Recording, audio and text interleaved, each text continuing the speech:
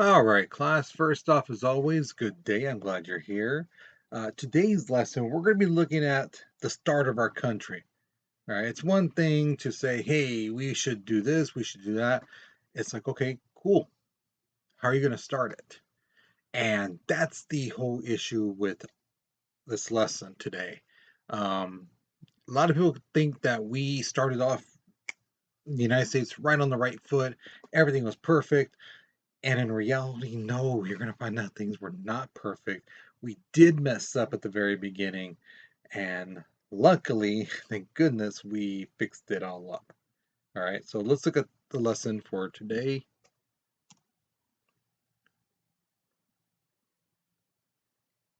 There we go. All right, so here is your warm up picture. The first question is asking you to analyze this picture and tell me what's going on.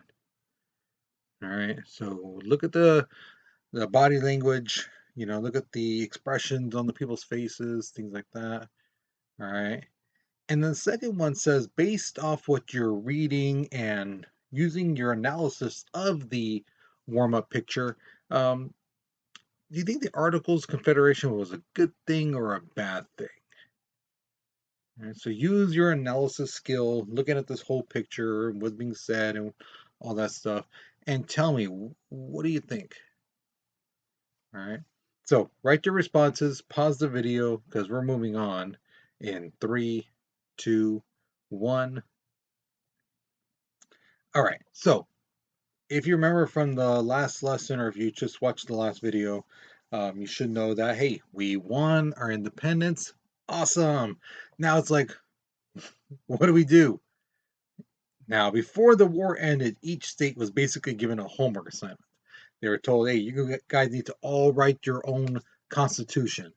Right? Every state in the United States has their own constitution, basically stating what the state's about, their purpose, their beliefs, and the rights of the citizens, and the limitations of the state officials, and things like that. What power does the state have and doesn't have? Okay.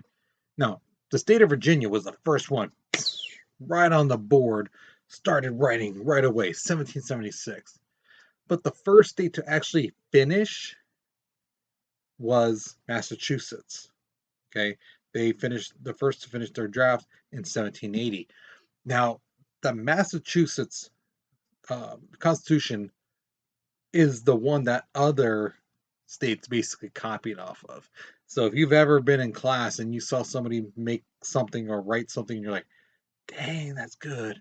Hey, can I just see that real quick? I'm not gonna copy or anything. I just want to see, get some ideas. And you're looking, you're like, dang, that's good. And you actually start copying a little bit. That's what other states did with the Massachusetts Constitution. And that's the actual paper right there. You can see. Um, and yes, as one student mentioned to me some years ago, uh, they misspell Massachusetts because of why they put F's. And I don't know why they put F's. Maybe that's the way you're actually supposed to pronounce it. It said Massachusetts, Massachusetts. But hey, we're Americans. We change words all the time. The color, it's supposed to have a U in it. Colour. But we Americans, no, we're rebels. We're going to spell it Color. Forget that U. We do things like that. So maybe that's the original way it's supposed to be written and pronounced. But we just said, nah, let's put Massachusetts. Who knows? One of these days I'll look that up. So the Massachusetts Constitution called for a government to be separated into powers, specifically three branches: the executive, legislative, judicial branches. Okay, now the legislative branch was a unique branch in which it's a bicameral. All right, now bicameral, the word literally means two houses. Think of like bicycle. How many circles are there? Two. So bicameral bicycle. That's how you should remember it. Two houses. Now, in the Constitution, it included lists of rights guaranteeing essential freedoms to their citizens, and like basically God-given rights and things like that. This is going to play a role later on. Okay, so just keep this right now in the back of your mind at the moment. Okay. Now, the belief of individual liberties, which again means freedom, led to the notion that the separation between church and state.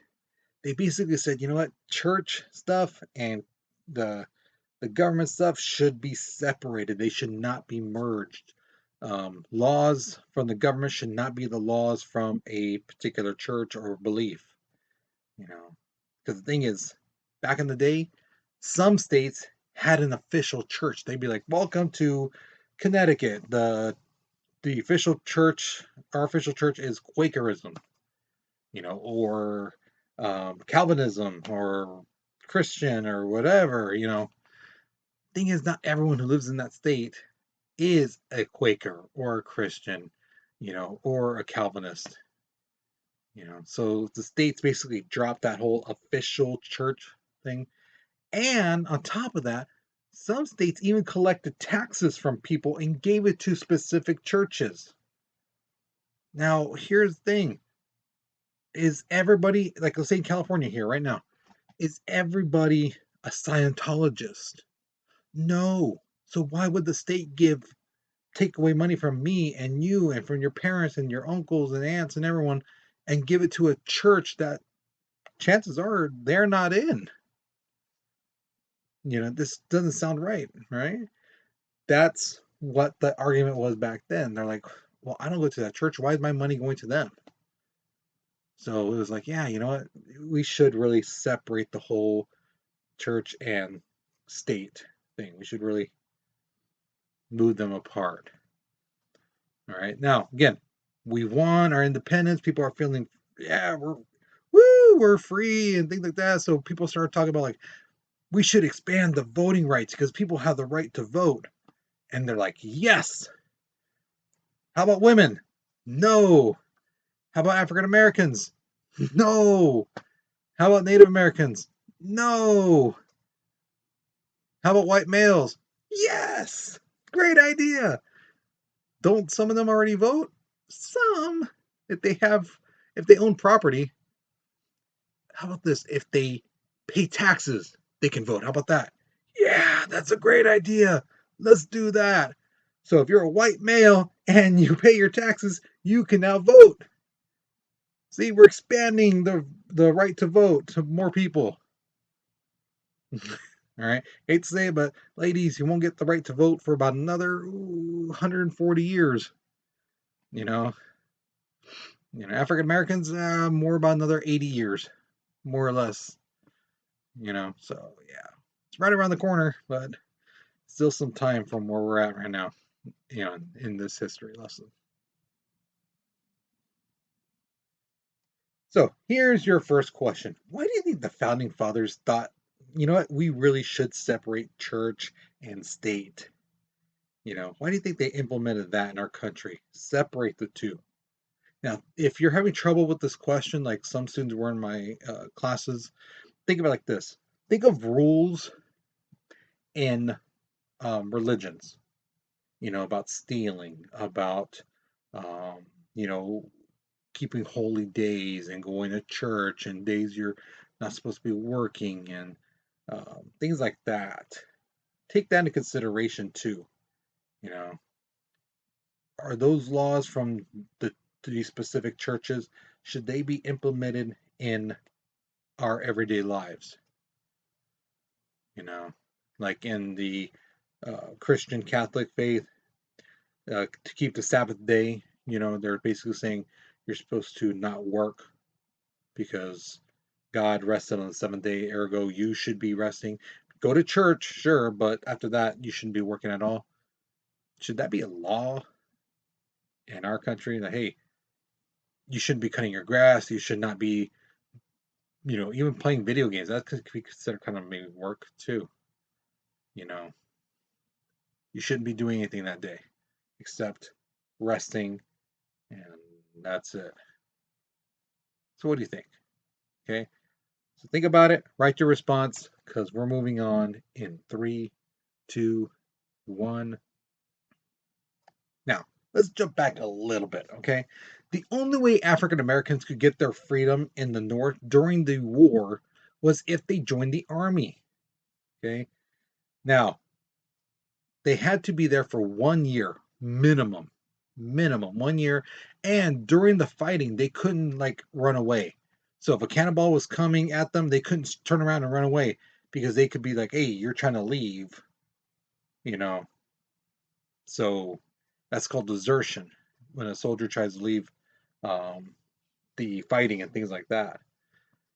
So they had to stay until basically the war was over.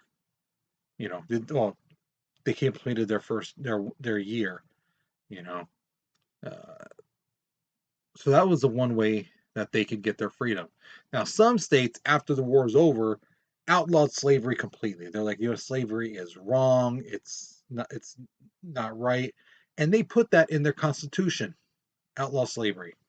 Whereas some states, especially those in the South, they relied on slavery for their economy. They're like, we can't pick all these tobacco and cotton and you know um, peanuts and whatever. We can't pick them all ourselves. We need help, so we're gonna buy somebody to do that for us.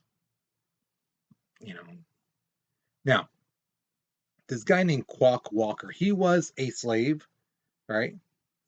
And his master moved to Massachusetts. Okay. Now, Massachusetts said slavery is wrong. So once they moved there and the slave owner took residence in the state of Massachusetts and say, we want to be part of Massachusetts, Quack Walker, which is also one of the greatest names ever, um, says, hey, I should be free. And slave owner is like, no, no, no, you're not free. You're my slave. I own you. You're my property. And Quack doesn't kill his owner. He doesn't run away. He basically takes him to court. And the court is like, okay, let's hear your case. And he goes, in your state constitution, there's a thing that's called inherent liberty, which means you are born free. No one owns you when you're born. Nobody says that's my property. No, you know, you might belong to your parents, but that's about it. But you're their responsibility. You're not a property. And that's what he's saying. And the courts were like, yeah, you know what? That's true. It does say in our Constitution, you're born free, so he should not be a slave. And he was set free. So this set a precedent for other people like, hey, if I can get to these free states, maybe I can get free, you know. Or if my master takes me to these free states, if we move there, maybe then I can be free. But again, not every single African American was given freedom because every state has their own constitution and every different laws and things like that. Some said slavery is awful, it's bad. Some say no, it's okay. Okay. Also, at the same point too, at that time, women were not given political rights at all. But what's interesting is there was a kind of change in a sense that some people felt, okay, you know what? Maybe women should not be allowed to vote. They shouldn't have political rights, but we should kind of give them something. So, one thing that women were granted were divorces more easily. Because the way they saw it back in the day was, you got married to this man uh, in before the eyes of God and your witnesses, your family and stuff like that. Um, you made the decision. So if you married a guy who's not a provider and things like that and treats you bad, horrible, that was your decision. And it was very difficult to get a divorce. But now, excuse me, the courts would look at the situation and go, yeah, you know what? He gambles his money, he drinks it away, he is unfaithful, yeah, so they granted women divorces a little bit more easier. Also, the education for women. It went from let's teach you to cook, clean, sew to more of here's what a noun, an adjective, an adverb, and things like that. They taught them English, math, science. So women became more well-rounded instead of just being schooled on home stuff. Now it's more as a well-rounded person would know how to write, read, know math, and basic like science and history. So here's my next question for you. If you were a slave and you were told back in the day, in order to get your freedom, you had to fight in a war, again, minimum 1 year, and you cannot even attempt to run away. The only way you could leave the battlefield is if a retreat call was made. They're blowing the horn and things like that. If that was the only way for you to get your freedom, would you do it? All right. Now remember, it's not like nowadays where the bullets go like in and out, things like that. These bullets sometimes get stuck in your chest, sometimes they'd rattle around, tear up your stomach. Cannonballs come and take off your leg, and the medicine was not state of the art. Sometimes it was just let's burn off that chunk of arm that's missing. Cauterize it and things like that. You know, Sometimes they have any type of numbing agent. So when they put the needle through to sew you, you felt that needle go through, and yeah. So what do you think? Would you do it? Yes or no? Again, the writing prompts on the bottom. If I were a slave and to get my freedom, I had to join the war, I would, I wouldn't, because, and explain, right? Don't forget the because. That's where the part of your points come from. The explanation. Okay? So pause the video, write your response, because we're moving on in 3, 2, 1. All right. So March 2nd, 1781, the basically the Continental Congress people, they all get together and they say, okay, how are we gonna start this country? So they get this document, the Article of Confederation, and they're like, how about this? How about this? How about that? Like, yeah, let's just add that in.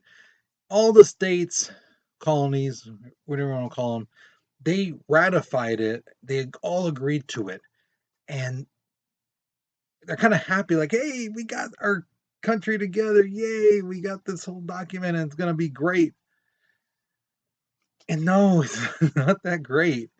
All right. So, first thing, the government had limited power and there was no separation of power in the sense that, like, the executive branch and the legislative branch, they both had the same power to say yes or no to things, and sometimes they disagreed. They'd be like, well, once, like, if you ask your parent, can I borrow the car? One says yes, one says no. And you're like, okay, and you grab the keys, and then one like, I said no, and the other one says, I said yes. And it's like, well, come to agreement. Basically, that's what happened. There was no central leadership. There was no like president. You know, there wasn't that definitive person that people could look to represent our country. We didn't have that. Each state had one vote in Congress. Nothing could be passed unless all 13 states agreed, which I'm sure probably never happened really, because even now, to get 13 people to agree on something, it's very hard. You Congress couldn't enforce laws, meaning they didn't have the power to make people follow laws. So if people broke the law, they couldn't be like, well, you have to pay the punishment, you have to do this and that. They didn't have the authority to punish people. They'd be like, well, don't do that again. This is your final warning. And people keep doing it. Hey, we said stop. That's your final warning. And they keep doing it. Hey, didn't you hear us? That's your final warning. That's all they could really do. So people kind of did what they wanted and things like that. Even states, did stuff. There was no national court system. Here we have the local levels, the mid level, and the Supreme Court, the top court. I mean, whatever they decide, that's it. We didn't have that. So all these different courts had different opinions on different things, and there's no one court above saying, no, this is the way it's going to be. We look through the laws, and Constitution and things like that, and this is what uh, it says. We didn't have that. So different laws meant different things in different places. Um, this is a big one. Probably the biggest shot to the gut that this article Confederation did. Congress couldn't force anyone to pay taxes. They couldn't tell people, "Hey, you need to pay your taxes." You know, and they would have people go, "Hey, you owe us $5,000. Um, we need to get payment now." I don't got it. Okay, how about $1,000? Don't got it. 100? Fresh out. How about $20? Nah, man, I ain't got nothing. How about in 6 months? If I came back, could you give me $100? I don't know. That's $100. How about $20? 6 months from now? Maybe. Okay, we'll hold you to that. We'll hold you to that. 6 months, $20. 6 months comes. Dude, I just spent it. I'm sorry. They had no way to force people to pay their taxes, so the national government didn't have any money to pay off their debts from the war. Remember, we borrowed money, to pay for things. So we got into a recession. This is where prices rise on things. Now, I know some of you guys probably thinking, well, why don't you just print more money? You're the government. And this is something a lot of people say all the time, even people who are my age and older, whenever they're talking about our debts, why did the government just print more money? It's so simple. Duh. Because here's the thing, when you print more money, it devalues our dollar. So people who make counterfeit money, they're actually hurting your dollar and my dollar because they're making fake money. And they don't just make just a little bundle. They make a massive amount of copies of dollars, and that floods into the economy, and that devalues our dollar because people think they're real. So that hurts us. Uh, so the example I always give too is like this: if Michael Jordan only signed one basketball his entire life, and you have it, how valuable would that basketball be? And their answer should be enormous, extraordinary, right? Because he's like it's debatable, but the greatest basketball player of all time. Now, if he wrote his name on everything, the bus stop bench, someone's forehead, your grandma's poodle, things like that. If he wrote his name everywhere, is his your signature on your basketball going to be worth much? No, because why? You can find his signature anywhere because he's just writing it everywhere and everywhere. So that's the whole thing too with the money. You make more of it, you print more of it, you're devaluing it. And that's what some of these states did, and that caused a lot of problems uh, for our new country. All right. So there's this guy named Shea, Daniel Shea, for the Shays Rebellion, January 1787. He was a bankrupt Massachusetts farmer, and he led 1,200 people to protest the new taxes that the Continental Congress people were putting on, you know. And he was like, "No, I've had enough." So what him and these 1,200 people would do to the taxpayers who were going around trying to collect taxes, they would tar and feather them. Now, if you don't know what tar is, if you've ever seen a road being made, a new road, like when they broke it down and they put that new sticky black stuff, that's tar. Now imagine that stuff being hot, because it is massive, I mean, extremely hot, being poured on your skin, and then feathers were dumped on it. The only way you could take it off, basically, because if you try to take it off while it's still hot, it's going to burn you, but also it's not going to really come off. You have to wait till it cools, and then you have to rip it off. And as you're ripping it off, it's ripping off part of your skin. So it was very painful, not only from it being poured on your skin, but also to remove it.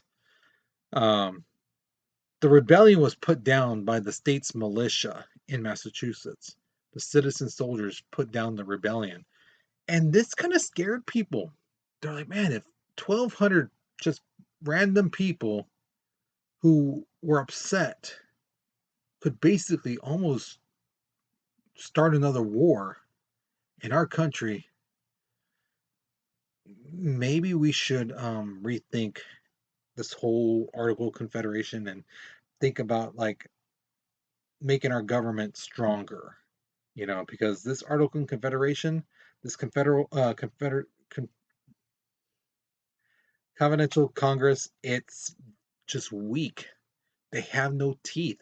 They're basically like a little baby with no, if you ever seen a baby with no teeth and they try to bite your finger, it's like, oh, how cute. And they could be upset. They could be, but they got no teeth. So they're not hurting you at all. It's like, oh, you're gumming my finger. It's cute. And that's how people saw the Congress. They had no power. They had no oomph. They have no teeth. So they're like, people now are like, yeah, we need to make this government stronger. They need to have some teeth. They need to have some power to do things, or a group of 2,000 people could basically overthrow this whole government. And where's that going to put us? Every 2 months, somebody's, I don't like this, and they're going to overthrow the government. We can't have that. All right, so here's your last question. Do you think our current government is too powerful? Think they're just about right, or you think they're not powerful enough? And tell me why you believe this. All right, so the writing prompts on the bottom, I believe our government is too powerful. I believe our government has the right amount of power. I believe our government isn't powerful enough because, and explain why. Okay. And once you're done with this, you are done with this lesson. Hopefully, you learned something new. Hopefully, you enjoyed this. But again, we did not start off on the right foot, and that's this whole point of this lesson. The preconceived notion that our country got things right first time and everything was hunky dory and perfect. No, we made mistakes. And this is something a lot of people don't like to talk about or kind of forget about or don't even know about, because it is a dark stain in our history. We messed up. But you know what? That's okay. Because that's when we as people truly learn, is when we make mistakes. And we, as you're going to find out later, we learn from our mistakes and we are going to try to make this country better. Okay.